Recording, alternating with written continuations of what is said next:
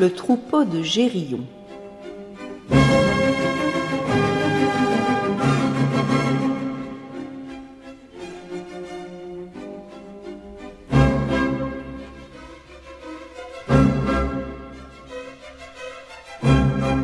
Maintenant, tu vas capturer le troupeau au pelage écarlate de Gérillon, apprit le roi Eurysthée à Héraclès.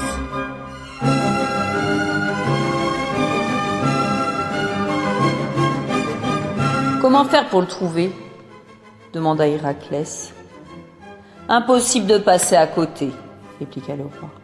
Les bêtes sont d'un rouge vif, et Gérillon est un monstre gigantesque à 3 corps. Son chien qui garde le troupeau possède 2 têtes. Tu les trouveras sur l'île rouge d'Érythie.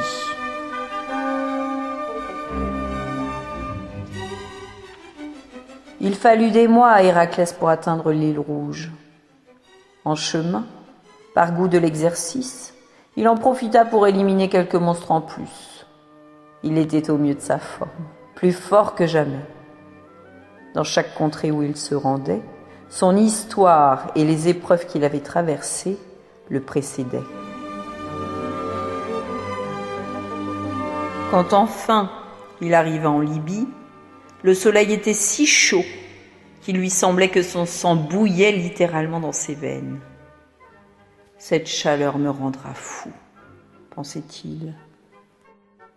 Il leva la tête, soupira d'exaspération. Il prit une flèche dans son carquois et visa le soleil.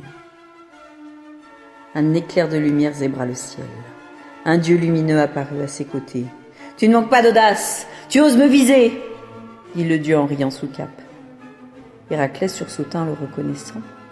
C'était Hélios, le dieu du soleil.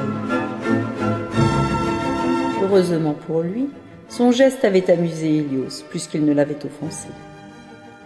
Quand le dieu sut qu'Héraclès cherchait à atteindre l'île rouge, il lui fournit même une coupe d'or géante pour s'y rendre.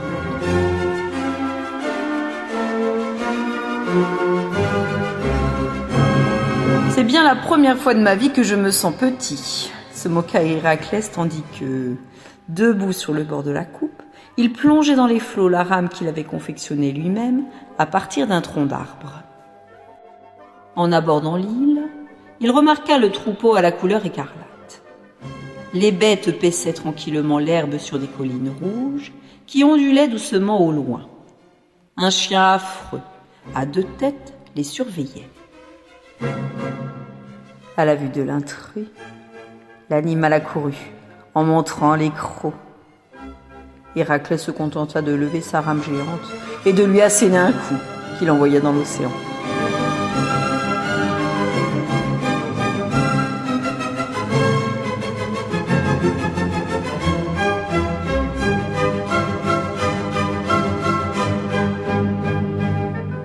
Dès qu'il entendit le hurlement plaintif du chien, Gérillon dévala la colline. C'était un monstre à 3 têtes, avec 3 corps, chacun doté de 2 jambes, rassemblés à la taille. « Qu'est-ce que tu fais ?» tonna une des têtes de Gérillon. « Je vais te tuer !» affirma une seconde. La 3e tête cherchait à s'approcher sournoisement d'Héraclès en glissant sur ses 6 jambes. Chaque bras brandissait une arme différente. Héraclès soupira. « J'ai combattu un monstre à 100 têtes armé de crochets venimeux, raconta-t-il. Alors, tu ne m'impressionnes pas. Il passa prestement son arc par-dessus sa tête et tira une flèche, une seule, mais elle embrocha les 3 cœurs en même temps.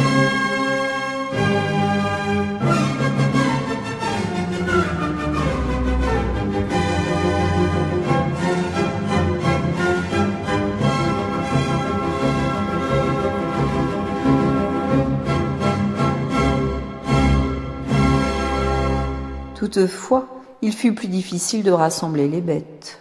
Il arrivait enfin à les conduire vers la coupe d'or quand un taon vint s'en mêler.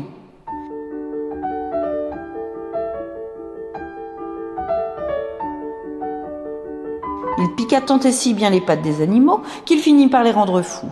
Ils mugissaient et se donnaient des coups de pied. Puis soudain, ils se dispersèrent dans toutes les directions.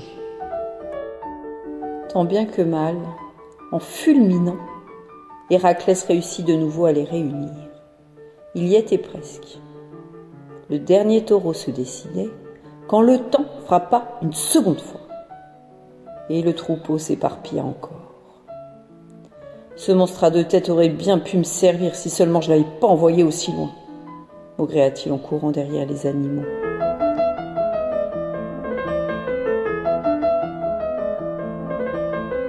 Cette fois, Héraclès voulait s'assurer que le troupeau ne se disperserait plus.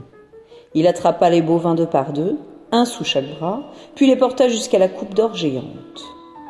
Il arrivait avec les deux derniers, alors que le chien à deux têtes se hissait sur la plage. Le monstre galopa vers Héraclès et chercha à lui mordre les talons, mais ce dernier eut juste le temps de pousser la coupe vers la mer et de sauter avant de ramer vers l'océan.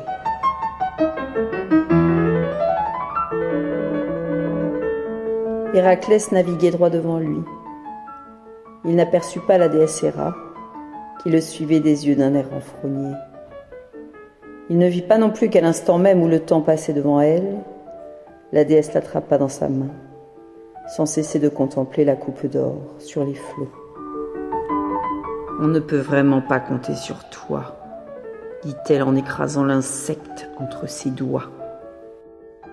Quand Héraclès rassembla le troupeau dans les jardins du roi Eurysthée, ce dernier vint en personne à sa rencontre. « Que veux-tu que j'en fasse ?» demanda Héraclès au roi. « Pourquoi ne pas l'offrir à la déesse Héra ?» suggéra le roi. Héraclès opina.